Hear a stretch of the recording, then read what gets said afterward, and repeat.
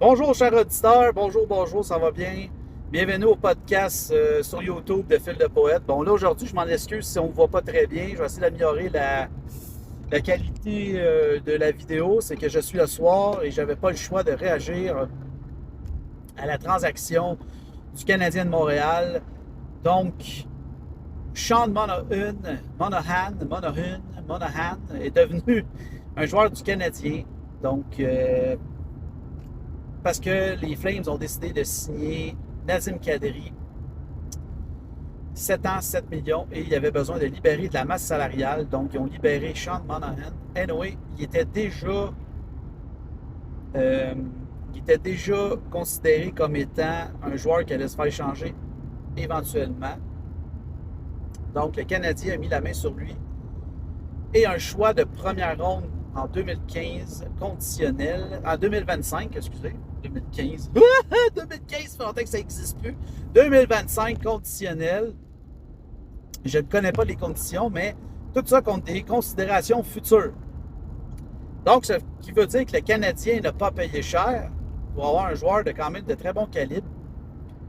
Il reste un an de contrat à 6,3 millions. Fait que là, la grosse bombe de la journée, ça a été que le Canadien a fait son acquisition, on le savait tous. On ne savait pas qu'il y avait un choix de première ronde avec ça. On s'en doutait. Il y avait comme une petite, des petites informations ici et là qui découlaient de ça. Mais on ne savait pas contre qui. Puis, ça a été vraiment long avant de savoir pourquoi ils ont fait la transaction. Parce que le Canadien se retrouvait, avec cette transaction-là, se retrouvait à 6 millions au-dessus de la masse salariale. Donc, ce qui veut dire que le Canadien devait bouger ou peuvent attendre jusqu'au mois de septembre, je crois, ou octobre. Ben, c'est jusqu'au camp d'entraînement, j'imagine. Puisque les règlements font en sorte que les équipes peuvent dépasser 10. Je m'excuse, je baille. Les équipes peuvent dépasser jusqu'à 10% de la masse salariale jusqu'à un certain temps dans l'année. Et par la suite, ils doivent se débrouiller pour ne pas être pénalisés. Bon. Là, les Canadiens ont fait une acquisition d'un joueur qui a 27 ans, donc qui n'est pas tout à fait fini, mais que ça fait 2 ans qu'il est moins bon. Bon, OK, il y a des problèmes de hanche, ce que j'ai été lire. Donc, c'est ce qui a ralenti beaucoup ses performances dans les 2 dernières saisons. Est-ce qu'il jouait blessé depuis 2 ans? Peut-être.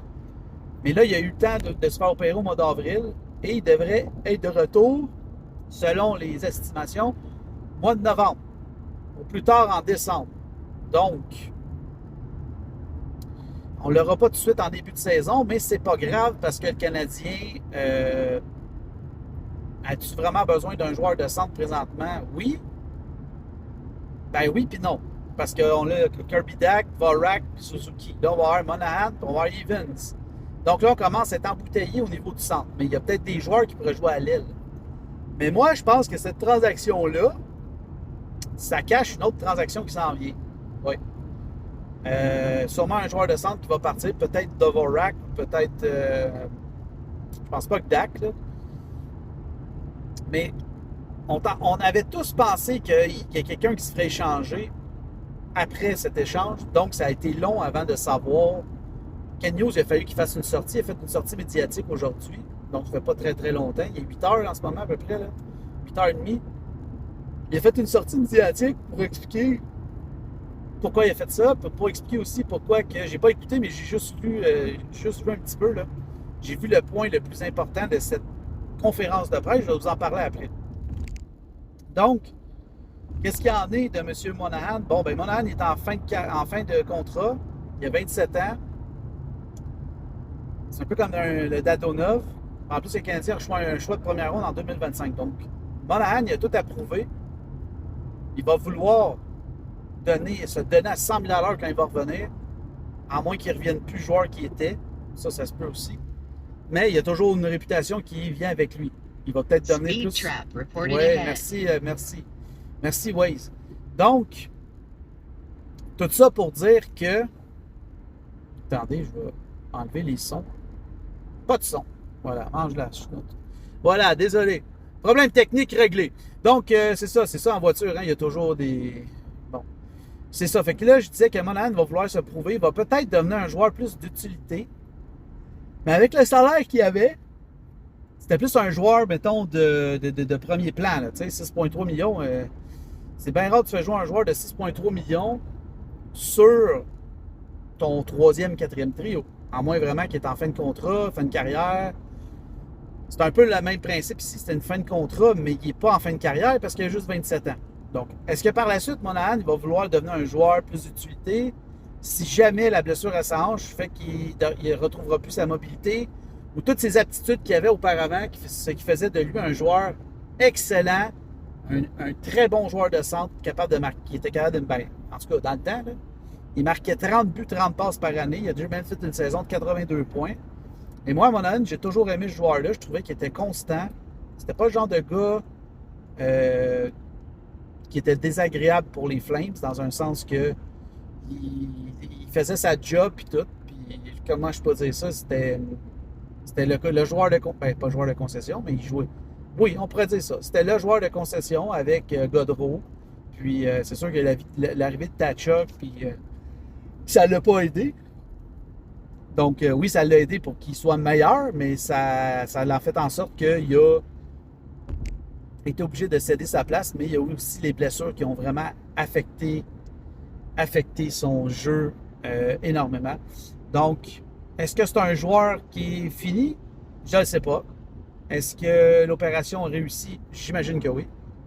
Est-ce que le Canadien est gagnant dans cette transaction? Oui, parce qu'ils ont débarrassé le salaire des Flames parce que les Flames voulaient s'en débarrasser. Et ils ont obtenu un choix de première ronde en 2025. Je sais que ça fait plusieurs fois que je le dis. Mais juste ça, c'est excellent. Donc, par la suite, là, il y a eu la conférence de presse de Ken Hughes. Et dans la conférence de presse de Ken Hughes, il y avait ce que je m'attendais. Donc, là, je vais finir par vous le dire. Concernant Carey Price. Donc, ça me déçoit d'entendre ça, mais on le savait tous, là. On n'avait pas de nouvelles de lui. C'était bizarre, puis c'était un peu... Je trouvais ça... Ça, c'était un peu cachette, un peu à la Bergevin, là, qui avait tout le contrôle sur tout. Je trouvais ça un petit peu ordinaire. Il a fallu que ça prenne du temps avant qu'il sorte et qu'il le dise. Il aurait fallu qu'il le fasse avant, mais nous, les partisans, les vrais partisans là, qui suivent le hockey, on n'est pas cons. Dans un sens qu'on le savait que s'il gardait Allen et Montembeault, il y avait de quoi qui se passe avec Price. Ça a été confirmé. Donc, Price se retrouve sur la liste des longues blessures, le LETR. Ce qui fait que son salaire ne compte plus chez les Canadiens. Donc, aussi, si on lit dans le jeu que Ken Hughes a fait, pourquoi il a changé Weber? Bon, ben là, vous savez pourquoi il a changé Weber. Parce qu'il ne pouvait pas le garder sur le LETR s'il mettait Price sur le LETR. OK? Donc là, on a une économie de 10 millions, 0,5 par saison. Ce qui est excellent. Ben oui et non, parce qu'on n'a pas Price. Là. Ça me fait suer un peu, mais c'est pas grave. Ce qui est excellent là-dedans, c'est que là, on prend le salaire de Monahan, qui est à 6,3, et il nous reste quand même 3,7. Donc, on peut signer facilement Dak sans problème. Donc, là, je ne sais pas combien ils vont y donner. Est-ce qu'ils vont y donner un contrat de 2 millions, 1,7 pendant 2 ans, un contrat pont? Est-ce qu'il y a d'autres transactions qui s'en viennent? Peut-être. Mais là, ça ouvre la porte peut-être à faire l'acquisition aussi d'un défenseur. Tout dépendamment, c'est qui tu peux monnayer pour avoir un défenseur. Donc, tout ça fait en sorte que c'est plate. Price n'est pas là, mais là, on a le duo Allen-Montembeault. Je suis confortable avec ça. Puis au PDP, s'il y a un des deux qui se blesse, il y a Primo. Bon. Je suis pas mal à l'aise avec ça. Mais c'est sûr que j'aurais mieux avoir Price. Mais Price, bon, est-ce que sa carrière est finie? Peut-être. C'est peut-être ça le point dans toute cette conversation-là que j'ai avec vous. Price aura-t-il fini sa carrière comme il est fini l'année passée? Peut-être. Est-ce qu'il va revenir? Peut-être. Est-ce qu'il va faire... Il ne reviendra jamais le gardien de but qui est... Ça, c'est 100% garanti. Mais pour cette saison, je crois que c'est bon parce que ça va permettre aux Canadiens de pouvoir laisser aller les contrats, des gros contrats comme Byron 3.4, Monahan qui ont pris à 6.3, à moins qu'il leur signe un rabais et qu'il y a une bonne saison. Dadonov à 5 millions. Il y en a-tu d'autres? Oui, il y a Drouin à 5,5. Là, les amis, on commence à parler de beaucoup d'argent. 5,5 Drouin, 6,3 Monahan. Là, tu es rendu à 11,8 plus 3,4 Byron. Ça fait quasiment 14. Puis, c'est quasiment à 20 millions là, ici. Là. Juste en salaire de joueur après cette saison-ci. Tu vas avoir 20 millions disponibles. Bon, il va sûrement avoir les jeunes à signer. Mais il y a toujours Price aussi, là, qu'on ne saura pas qu'est-ce qui va se passer. Est-ce qu'il va prendre sa retraite à la fin de l'année? S'il fait ça, c'est un 10 millions que le Canadien économise. Donc, le Canadien se retrouve en position de reconstruction. C'est garanti que c'est ça. C'est sûr que tu ne reconstruis pas en prenant dans ton rang un Sean Monahan, mais tu ne dis pas non à un gars de même. Tu sais, là, Canadien, si, mettons, demain matin, il commence la saison, puis que tout le monde est en santé, ils ont une solide ligne de centre. Je m'excuse. Solide. Suzuki, Monahan, Dvorak, Dak et Evans. Et Pitlick qui peut jouer quand même centre. Donc, le Canadien, au niveau du centre, ont un surplus en ce moment. Puis là, c'est intelligent du Canadien de faire ça. C'est brillant parce que les centres, je m'excuse là, mais ceux qui connaissent le hockey, des centres, c'est une denrée rare dans la Ligue nationale. Bon, là, il y en a qui vont me dire, ouais, mais là, Monahan, il est fini. Monahan, il ne reviendra plus jamais le joueur qu'il était. Pas grave, il a un an de contrat, on s'en fout. Mais là, tu as Dvorak, tu as Dak, puis tu as Suzuki, au PDP, puis tu as Evans. Si Monahan ne commence pas l'année à Montréal, c'est pas grave, mais comme je disais, si on commence l'année et on a ça, puis tout le monde est en santé, wow! Le Canadien est en train de faire une reconstruction pour être compétitif immédiatement. C'est sûr que les gardiens de but et la défensive, c'est là le petit point fragile. Par contre, si le Canadien peut améliorer sa défensive, disons avec un quatrième défenseur, parce que Edmundson, Savard et Matheson, c'est très bon, mais ça en prend un offensif. On n'en a pas. Donc, j'ai toujours l'option de vous rappeler, on a un surplus d'attaquants maintenant. Donc, surplus d'attaquants, ça veut dire quoi? Tu échanges un attaquant contre un joueur de défense. Et moi, j'ai toujours le même plan, puis j'ai entendu ça d'un gars qui fait du YouTube et TikTok qui s'appelle Hot Take Hockey. Il a dit, pourquoi pas le Canadien n'échangerait pas Hoffman contre Tyson Barrie? Mais là, il faudrait que le Canadien donne. C'est sûr, parce qu'il ne voudrait pas juste avoir Hoffman. Salaire pour salaire, les deux gagnent la même affaire, ils ont la même durée de salaire. Le Canadien se ramasse avec un défenseur offensif et Edmonton, qui ont un surplus de défenseurs, supposément. C'est ça qu'ils disent, en tout cas. Ils cherchent un allié par cœur pour jouer avec McDavid ou Draisaitl. Mike Hoffman, est-ce que c'est le parfait candidat? Oui! Mike Hoffman, c'est le parfait candidat. Mais ça, c'est juste une supposition de ma part. Puis c'est juste une proposition de ma part pour le Canadien. Ce n'est pas ce que moi, j'entrevois, c'est juste connaissance hockey. Donc, voici, en gros, les nouvelles de la journée. Que ça va être, vous allez avoir cette vidéo-là, vous allez pouvoir la voir vendredi. Donc là, on est jeudi soir, on va travailler. Il fallait que j'affasse, j'avais pas le choix. Je suis content, vraiment content. J'étais surpris par l'acquisition de Sean Monahan, mais j'étais 50%